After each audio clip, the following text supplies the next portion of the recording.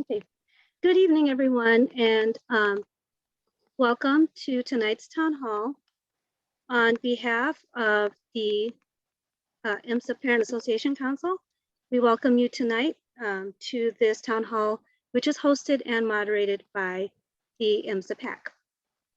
So I'd like to introduce myself. My name is Maria Ramos. I am the president of the this year's PAC, and along with me that will be helping to moderate tonight's town hall is Kathy Williams, Vice President of PAC this year. And also we have from our executive board, we have Alex Williams, who's the treasurer, Hal Blay, who is the secretary. We have Aldwin Antarolo, which is the member at large, and Katerina Kazukas, our sophomore parent representative. So before I introduce our panelists tonight, I just wanted to go over the format of tonight's town hall. So this town hall is going to be 1 hour long. It is being recorded, and we will share the link after the town hall. Also, we will be alternating between questions that have been submitted prior to the meeting, and we will also allow for live questions. So with that, we will have the rules in there on how to raise your hand or get in line to ask the questions live. So we do ask that everyone please do not ask the same questions that have been asked and answered already, as we do have the time limit of an hour for tonight. And also our moderators will be trying to keep it to a time limit of 2 minutes for each question. So as to allow as many questions as we can to be asked tonight. So you may be muted at that 2 minute mark. So please try to keep your questions concise. And also please do not direct any questions to the speakers because we've asked them not to respond so that they have the ability to really focus on answering the questions that are at hand.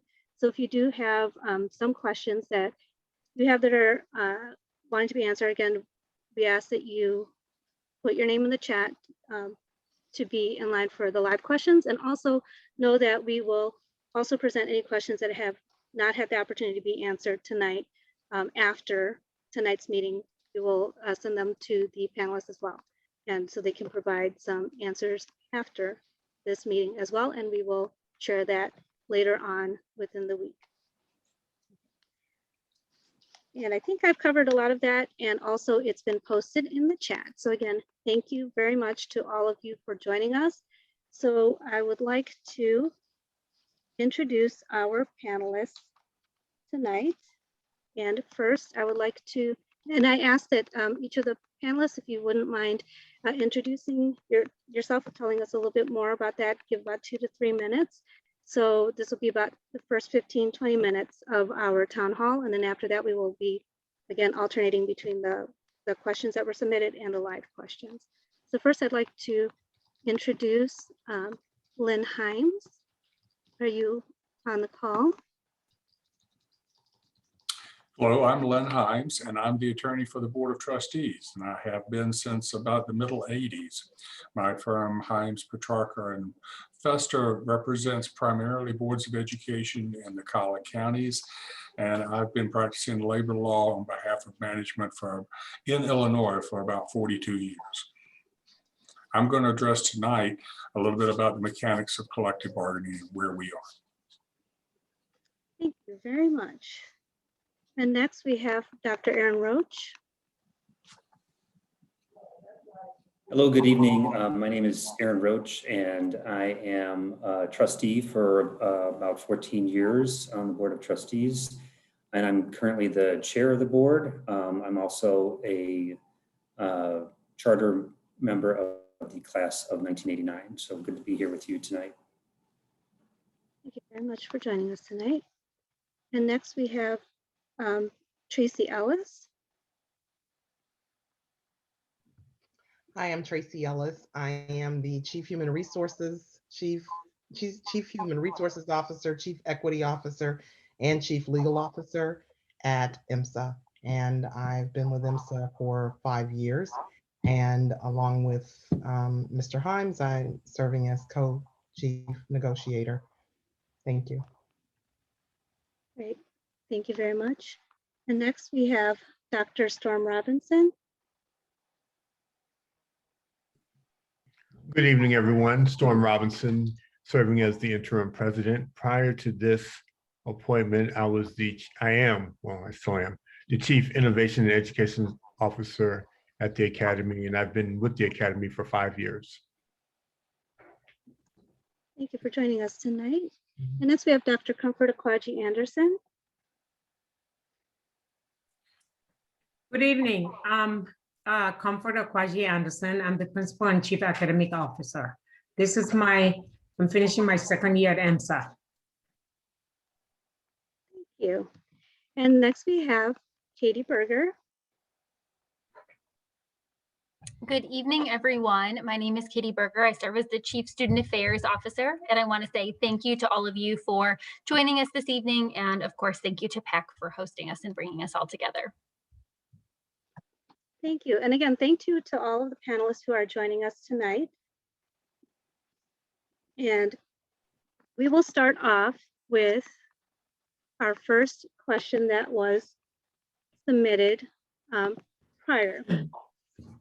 So, Maria, yes. if I may, I believe that Mr. Hines and Dr. Roach perhaps had some more extensive opening remarks that they were planning to share. Mr. Hines, correct me if I am wrong, but want to, before we get into questions, just if it's okay with you, give them the opportunity to share their opening remarks, which may address some of the questions.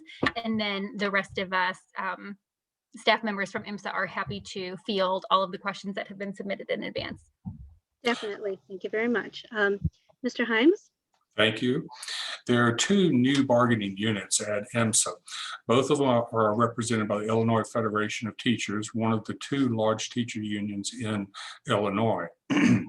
This Teachers Local 604 represents one bargaining unit made up of the teachers at Emsa and 4 or 5 laboratory assistants.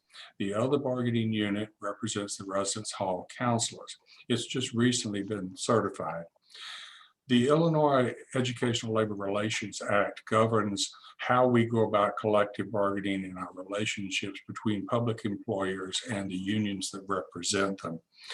The Illinois Educational Labor Relations Board has certified each of these bargaining units I just described, and the Board of Trustees has voluntarily recognized each of these bargaining units.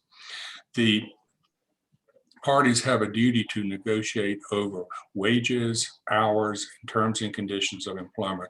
And that's exactly what we have started doing and been doing with the teachers group and getting ready to start doing with the residence hall counselors. I want to talk about a third thing too, and that's the repopulation as it was known then, and the bargaining that took place with regard to that. It's now morphed into bargaining over the return to school in the fall.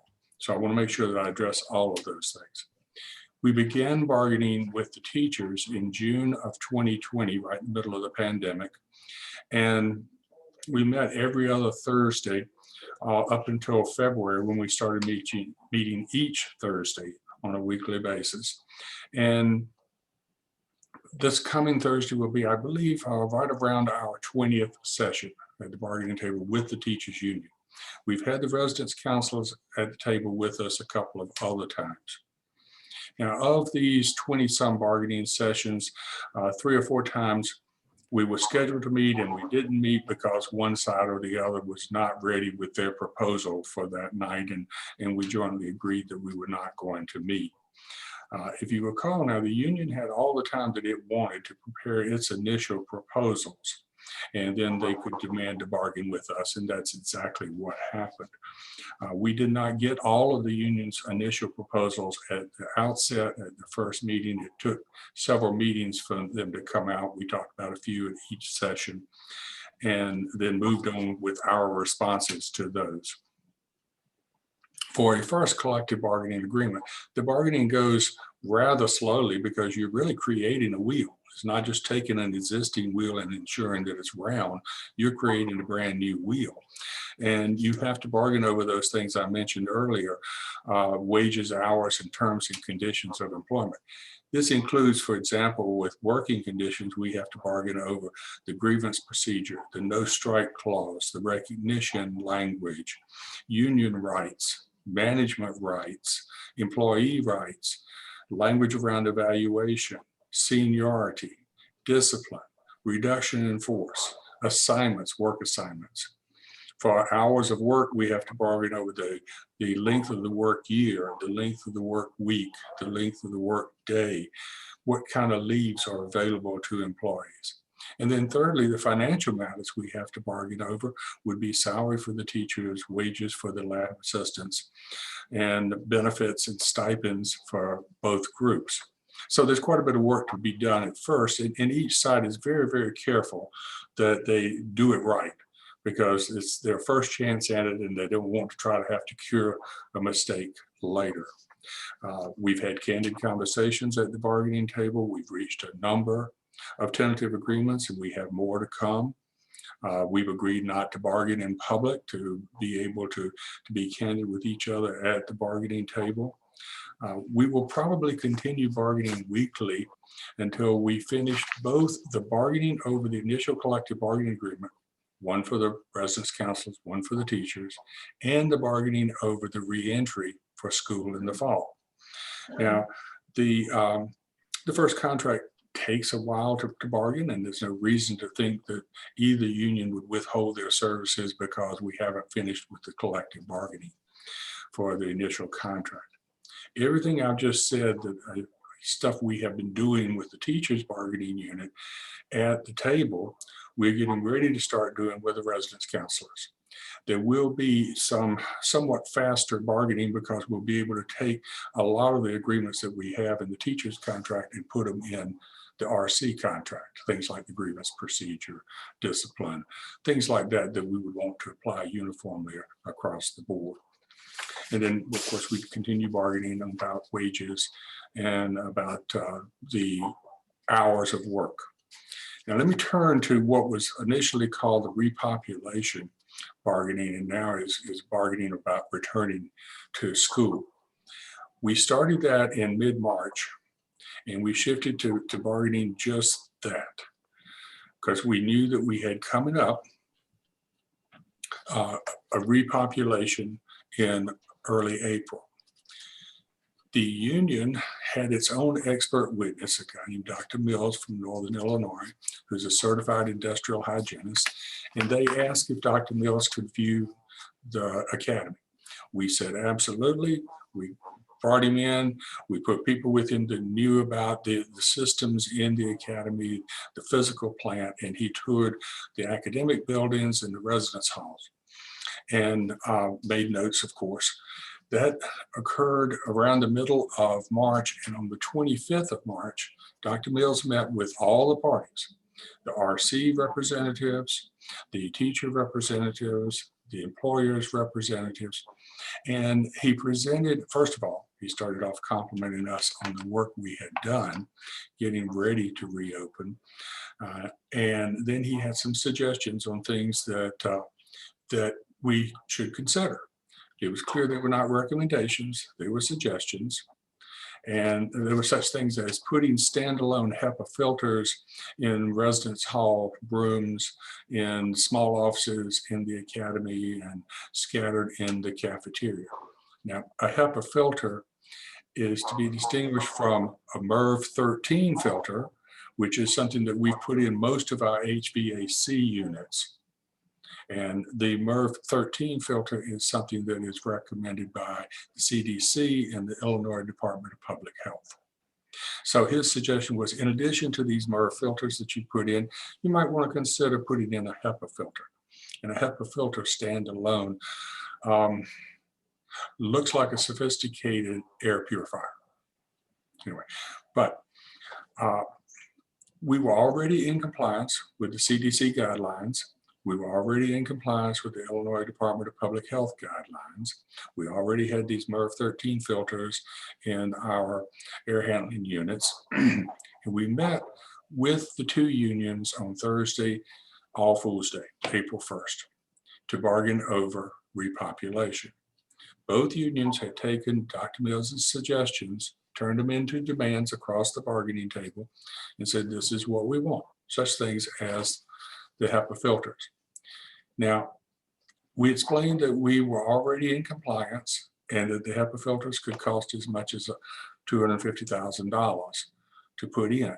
And we did not see the need to do that. The very next day, on Friday, the RC union filed an unfair labor practice charge against the academy, and the RC union asked the Illinois Educational Labor Relations Board to go to court and get a preliminary injunction against us to prevent in-person classes starting the following Thursday. So here we are on Friday, the 2nd of April. The RC union at the same time also suggested that they may have to engage in what they termed a health and safety strike if we brought students back in. We knew that students were supposed to return to the residence hall starting that Monday. Here we are on Friday. And so it's in response to these threats that the academy stopped the return of students. Since that time, life has moved on. We now have planned a week-long senior camp, and the RCs are planning to work it. Thursday of this week, day after tomorrow, we're going back to the bargaining table with both unions at the same time to begin bargaining the return to school in the fall. We have an air quality study that's going to be started this week and finished probably the last week of May. I believe someone else is going to talk a little bit more about that tonight. We will address any recommendations that come from that study. Finally, one party, one side of this equation can't unilaterally force the other side to agree. We all have to reach an agreement. And so I think we all three understand that that's necessary to do. And we all three understand that we need to go to the bargaining table to finish that. And so that's what we have on our agenda for Thursday, and it'll probably be on our agenda every week until we finish it. So we've got three things going.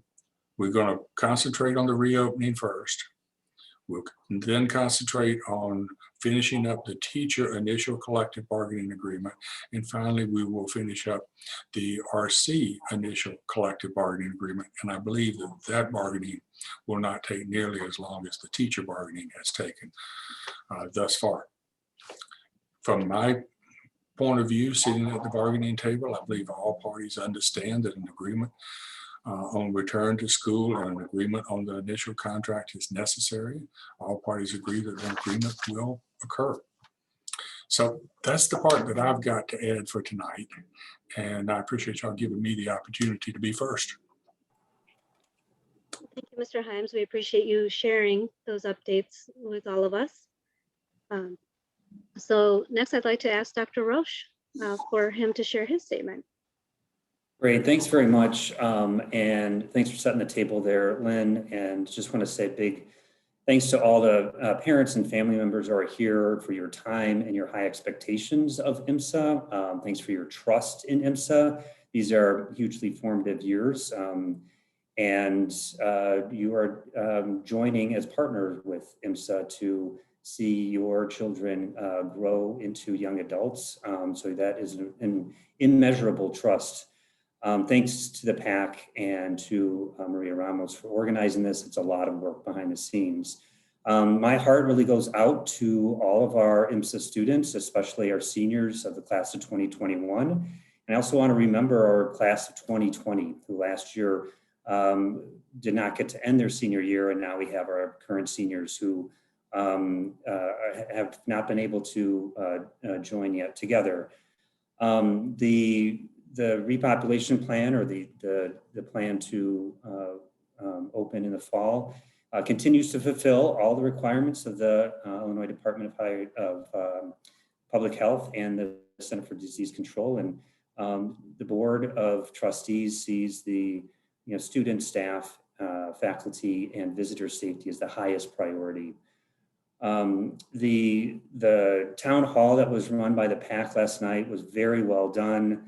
There was over 100 attendees there that I counted. I really want to say thanks to staff, Dana Gannett and Brittany Walker, Andrea Stuber, Aaron Ryan, and there were many other staff there that just did an outstanding job in detailing what senior camp would look like, our senior week, and it was really well done. Thanks also to our facilities folks, including Chris Cornsey, who have been planning overtime for senior camp. There were over half of the Board of Trustees was at last night's town hall. And I thank those trustees for joining last night, as well as there's 4 other trustees here tonight. Lena Anderson, who's an alum, Kathleen Clark, who's an alum, Marcia Rosner is a longtime trustee, as well as Paul Olszewski-Kabulis, who's a long-term trustee. We're trustees are not going to address questions. That's the job of Dr. Robinson and his team. They have done a great job, as I saw last night in the town hall.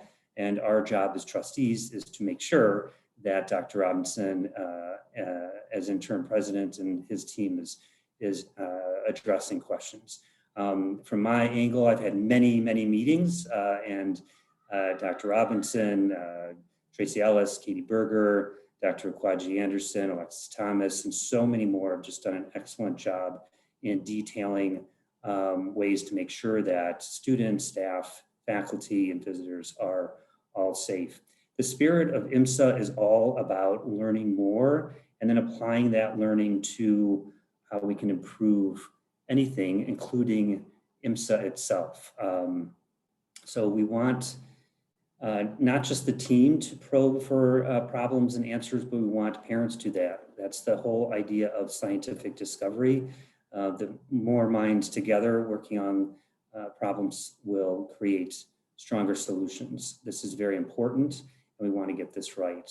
So the board is fully supportive of the plan and looks forward to working with our partners in labor to come to an agreement that's going to benefit all of our Emsa community, and especially our students. I appreciate your support and obviously being here tonight as part of that. Thank you, Ms. Ramos. Thank you, Dr. Roach. So with that, I'm going to ask Kathy Williams to ask the first question of the pre-submitted questions. Good evening, everyone. And thank you, Mr. Hines. I think you've answered a few of the questions that were submitted. I just want to clarify and make sure we get answers to the submitted questions. And I'll start with the questions that pertain to the union. And one of the questions I have, it sounds like there was an agreement, the unions were unable to come to an agreement regarding the air filters. And based on what you just discussed, was it that the filters, that administration was unwilling to get filters due to cost, or were there other factors involved?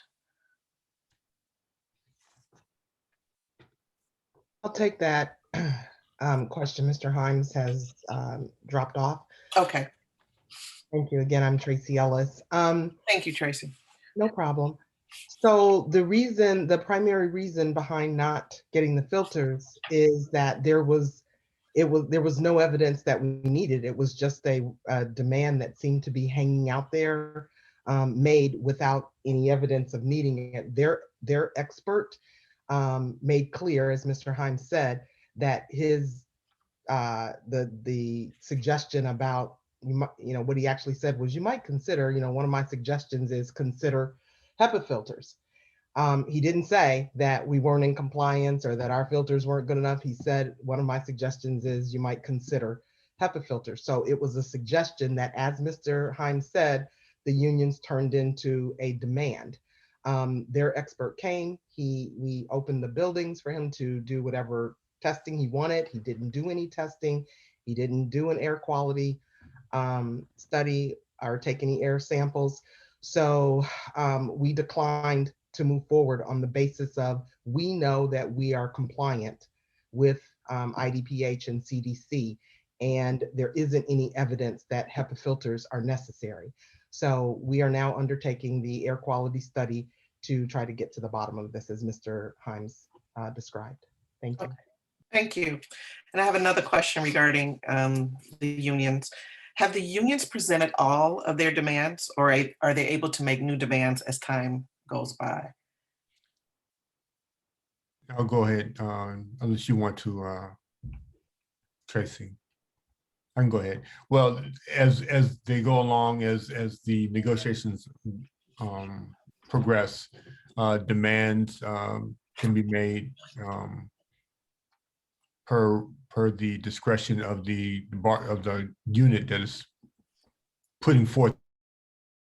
It can happen until we get a complete signed CBA agreement. Okay. And then who sits at the bargaining table as part of management's bargaining team with each union?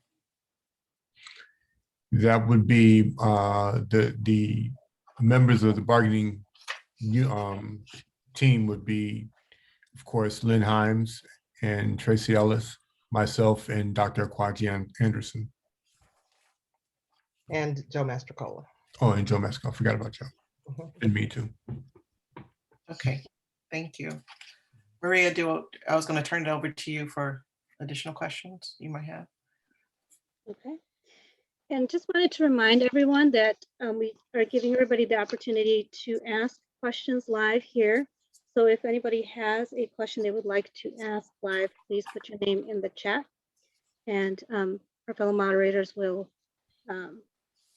let us know who would like to ask a question. So, pardon me while I get to the next question. All right, so we do have a question regarding what will learning at Emsa look like for students in the fall when returning to campus? I'll begin, and then I'll have Dr. Kwaji Anderson, if you would like to further give color to anything that I say. As we have moved from the repopulation plan into the return to learn and work committee. They're taking those things that the plans, the operation plans, this health and safety plans, and now we're amending them to reflect a full return of all of the students, 650 students on campus.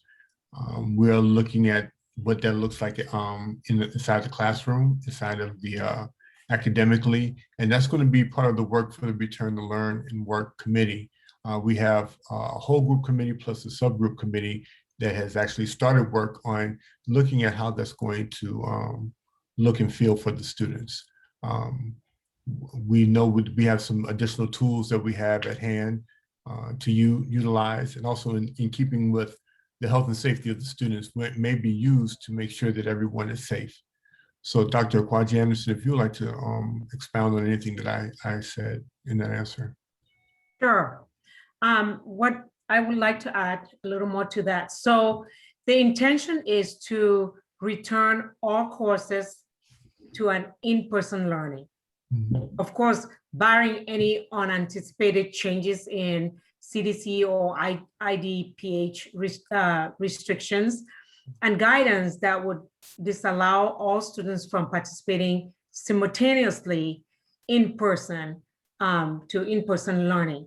Additionally, we will continue to explore how we can leverage the technology used during distance learning, such as Canvas and Zoom, to create additional flexibility and opportunities for students and families. So that's what we're planning on doing.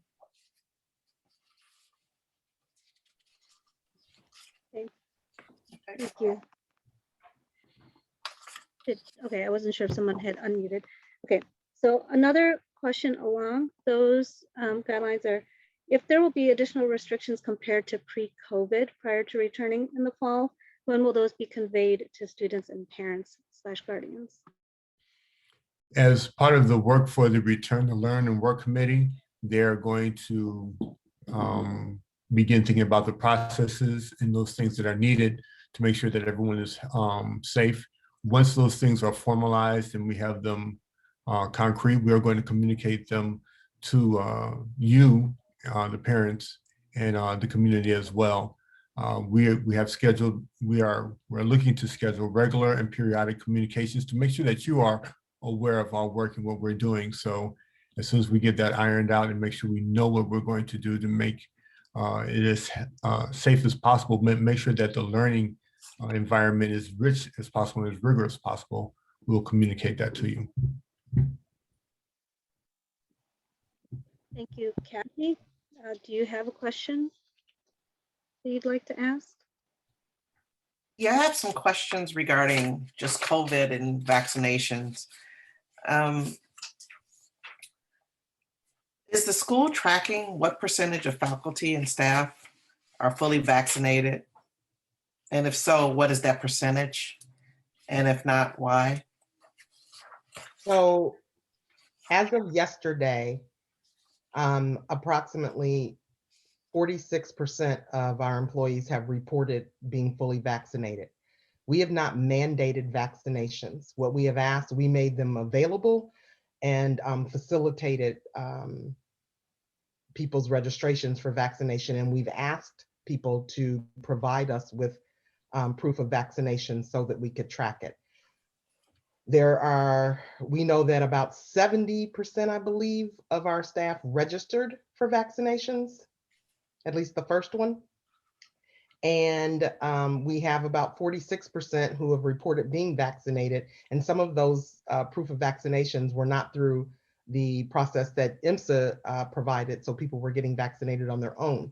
So because we didn't mandate it, we don't know if everyone has been vaccinated. We have asked people to report it, and some have, and I'm sure that some have not. But as best we're able, we are tracking as people notify us.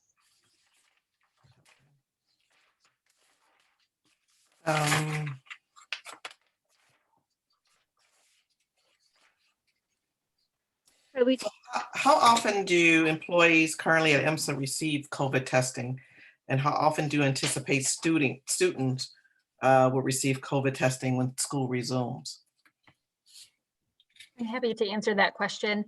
So currently we are offering COVID testing for employees twice a week on Mondays and Thursdays, and we're asking anyone who is living on campus or who is reporting to work in the building during the week to comply with testing once per week. I actually had a COVID test today.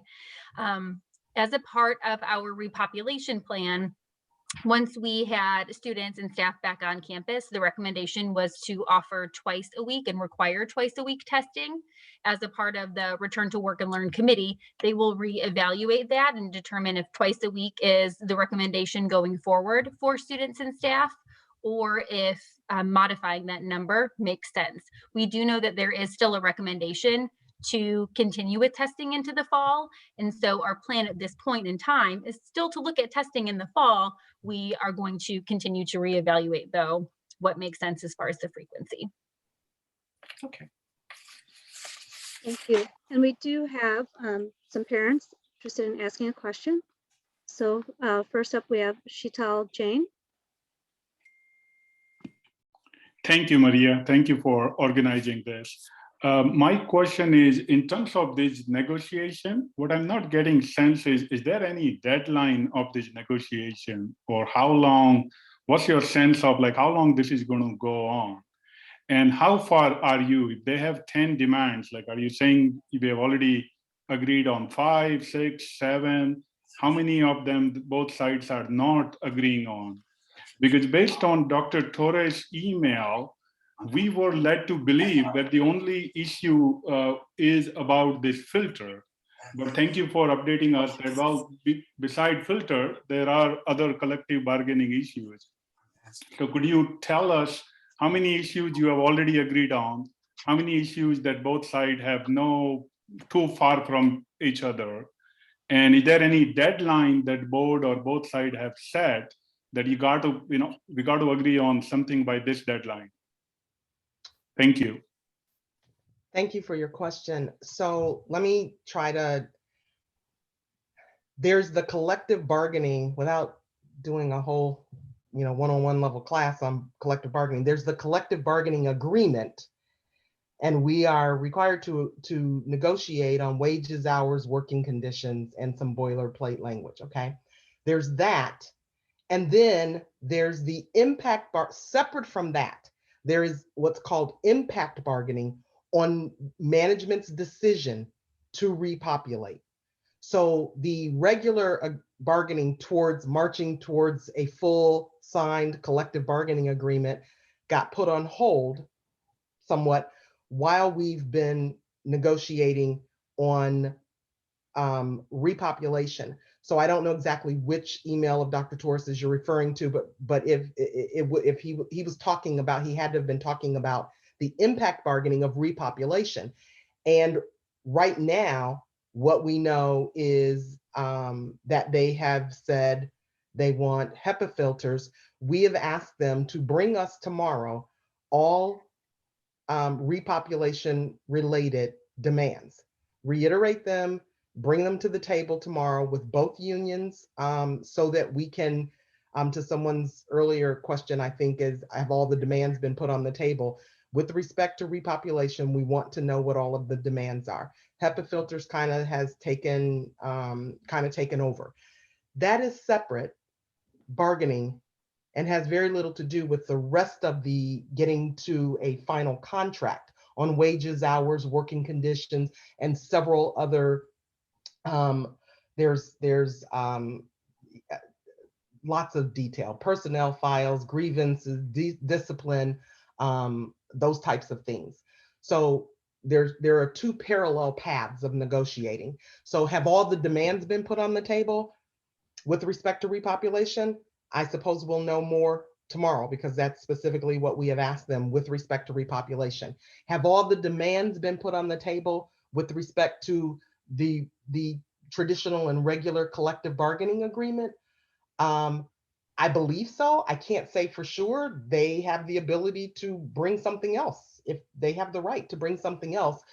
We haven't seen anything new. That's for certain. There are several issues. How many? Oh, I would say it's about 6 or 7. Well, Eight. total?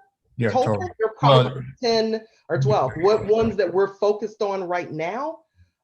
We've reached a tentative agreement on 3 of them. Mhm. And so that would leave, 7 to 9 outstanding. And wages, hours, and working conditions are the meat and guts of it. There's some peripheral issues. Wages, hours, and working conditions are the meat and gut, and we are still negotiating those. I hope that answers your question without getting too far in the weeds.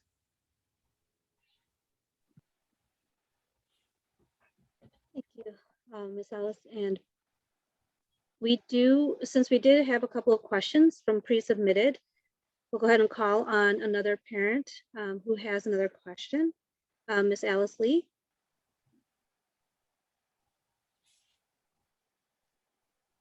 If you'd like to unmute and ask your question, Alice Lee. Okay, so we'll go to the next. Oh, there you go.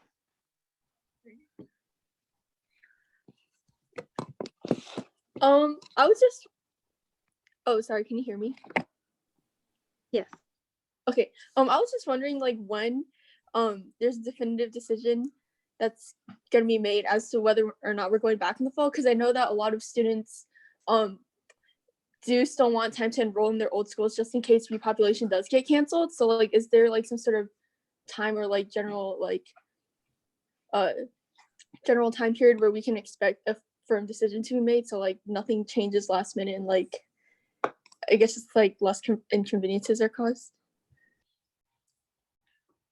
We are working and we are fully committed.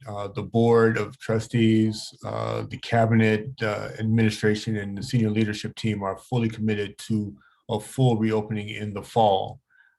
We are working very hard with trying to reach agreements with both unions so that that can happen. This is a collaborative negotiation. And that's what we're working towards. There's not a hard date given the nature of bargaining and labor negotiations, but this is what we are focused on and this is what we're working towards.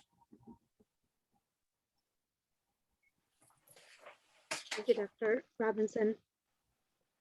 So next I'd like to call on Kathy to ask a pre-submitted question. Yeah, there are a few questions that may relate to that. Will parents have to pay fees for the next school year? And will those fees be reduced or eliminated or refunded if it turns out the school does not return to in-person learning?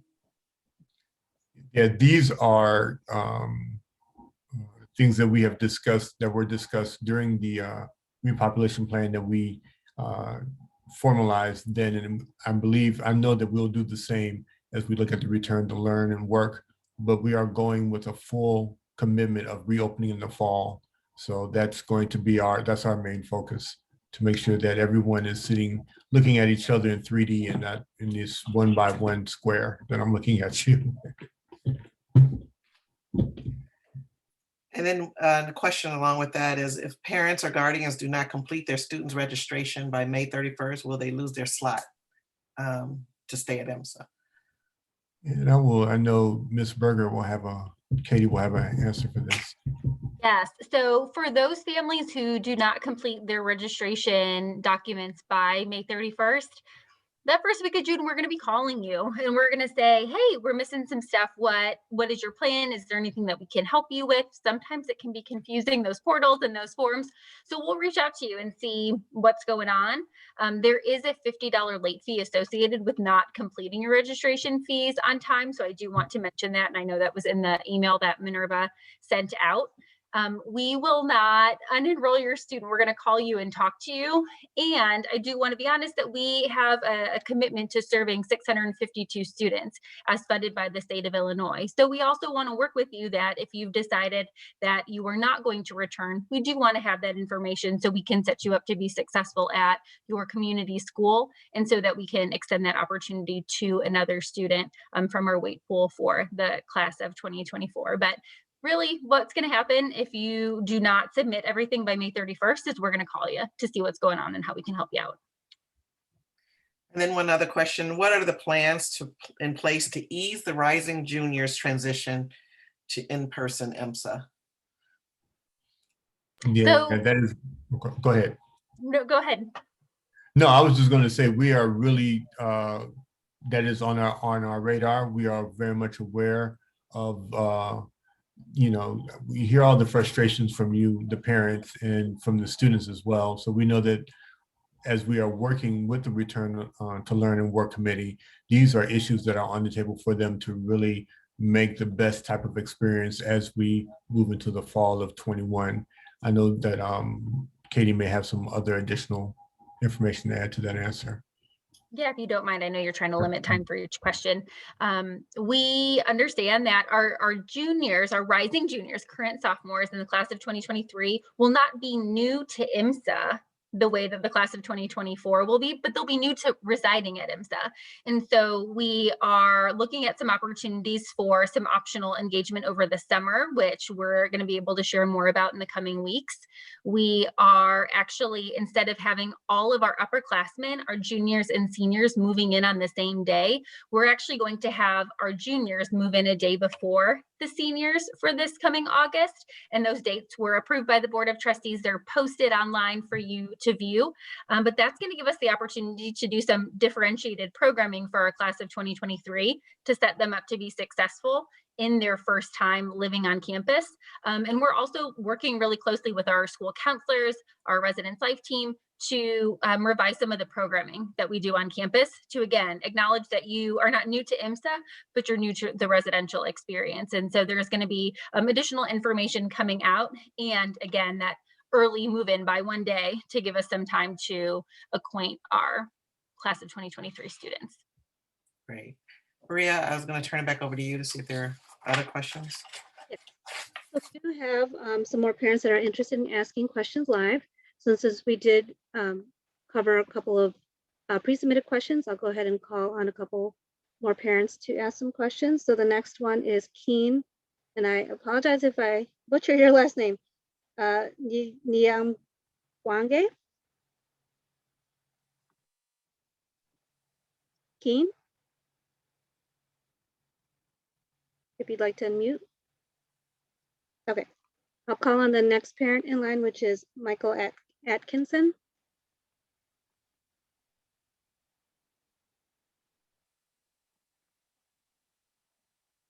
Michael, are you able Thanks to? very much, Maria. Can you hear me? Yes, we can hear you. Really appreciate it.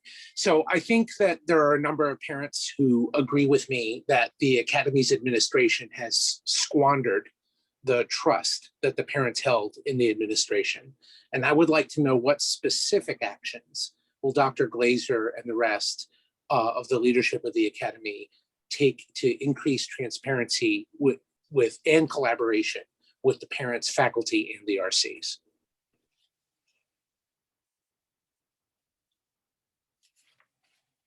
Sure, I'll take that one, and thank you for your question.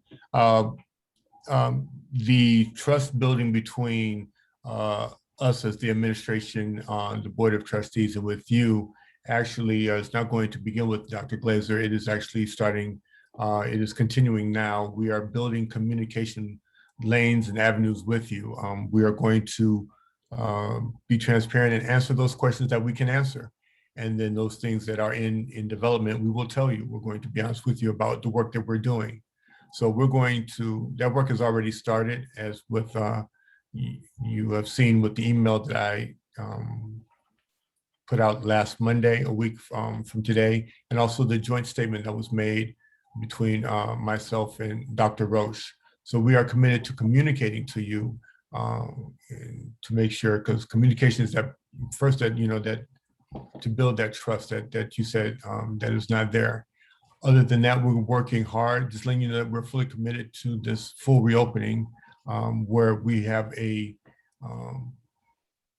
I guess what it would be called a new normal for what it would be for the fall, that students are thriving in a exciting and valuable learning experience. And we just plan to make sure that we are transparent with you, and that you know where we're going in our direction, in our guidance. Thank you for that. Now, I wanted to also remind everybody we have just a little over 10 minutes left in this town hall. We wanted to be mindful of that, but we do have a couple more parents who have questions. So I'll go ahead and call on them. And I wanted to also remind everyone that any questions that were submitted beforehand, we will go ahead and forward to the panelists to ask if they have answers to submit for those, and we will again share that document out within the next week. So next is Philip Nagel. Philip?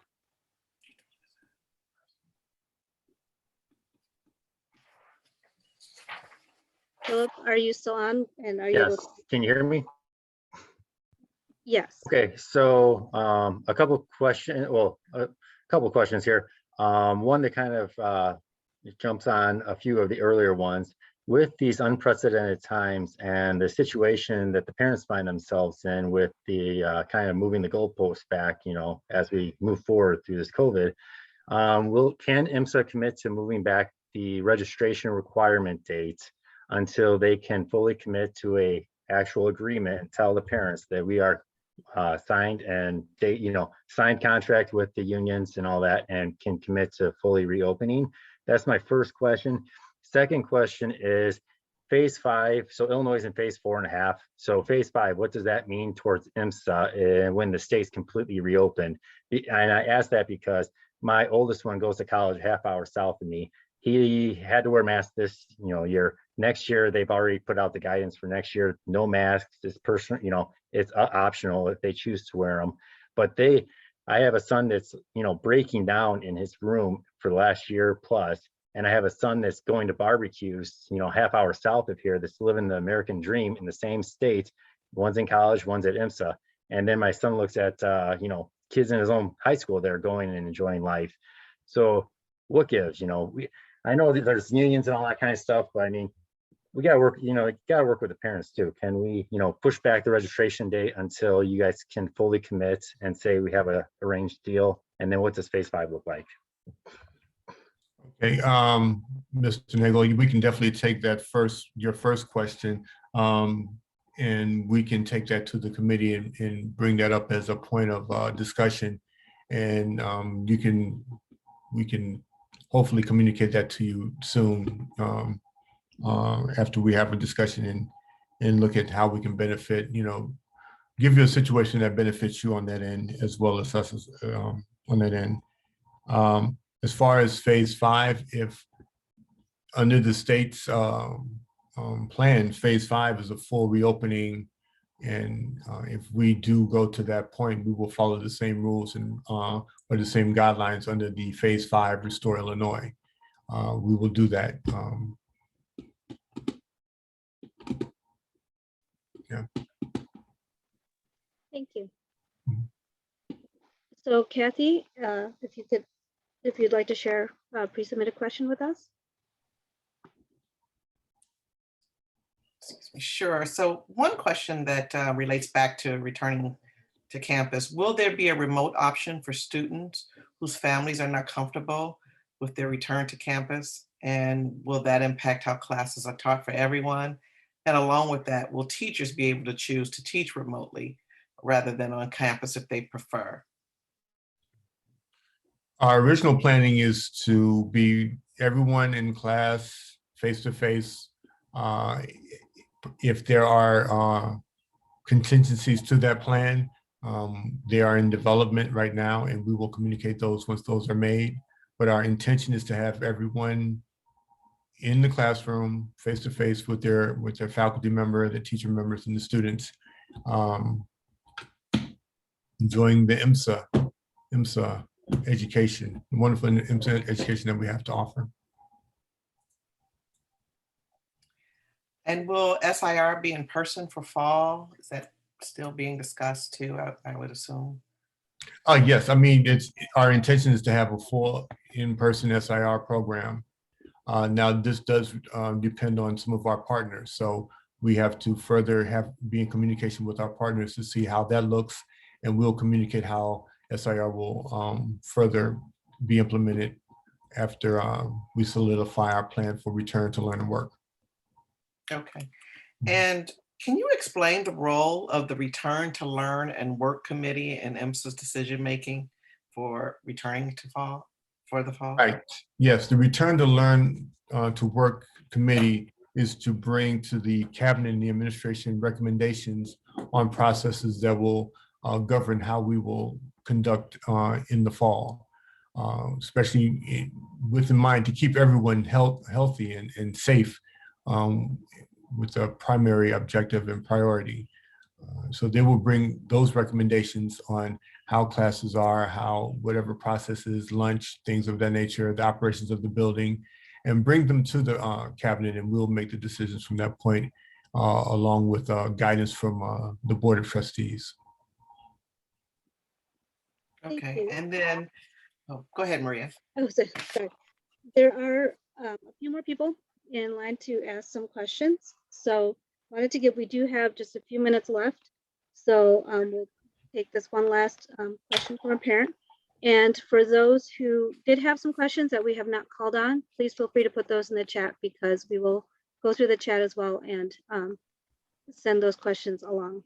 Okay, so the next person is Sergio Giovanni Kitchens. So Sergio, are you on the line, on the call?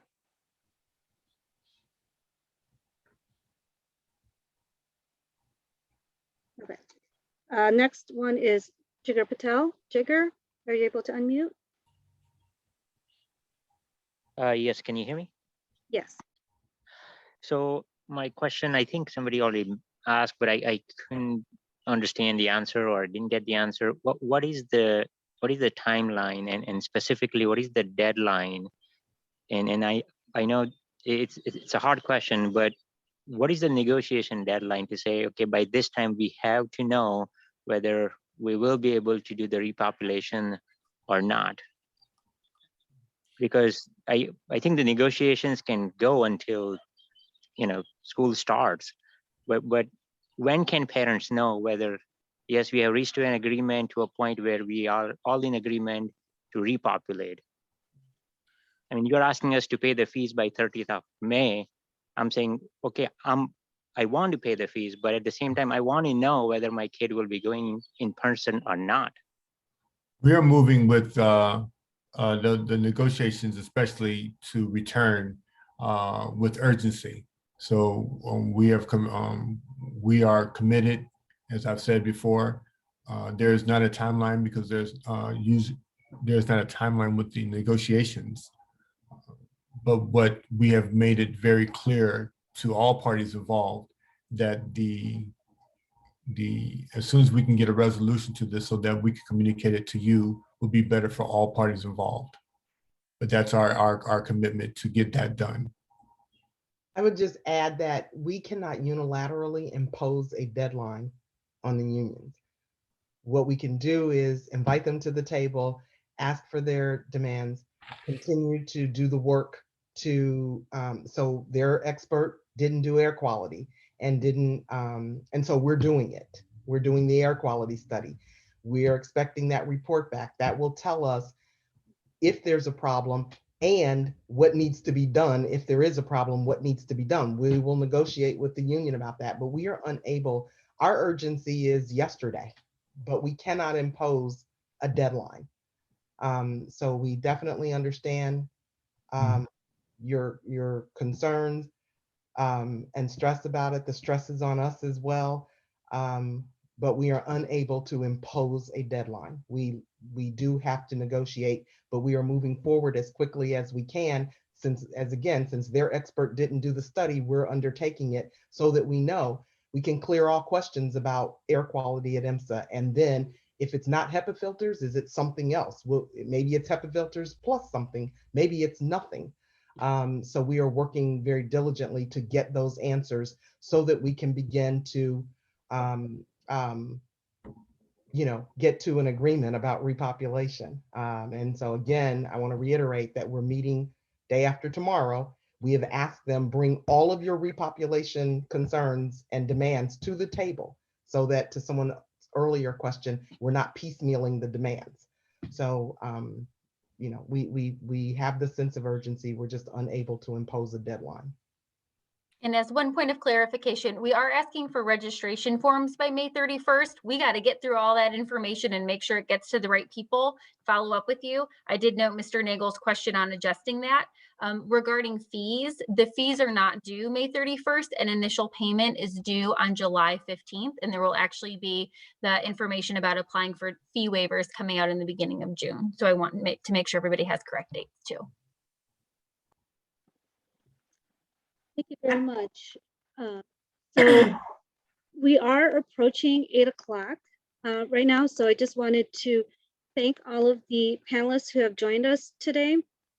So I wanted to thank Mr. Hines, Dr. Roach, Tracy Ellis, Dr. Robinson, Dr. Kwaji Anderson, and Katie Berger for answering these questions. And again, we do still want to give all of you who are here the opportunity to have your questions asked and hopefully answered. So again, if you had your name in there to be able to ask a question, please feel free to put it in the chat or go ahead and email it to us at theimsapac@gmail.com.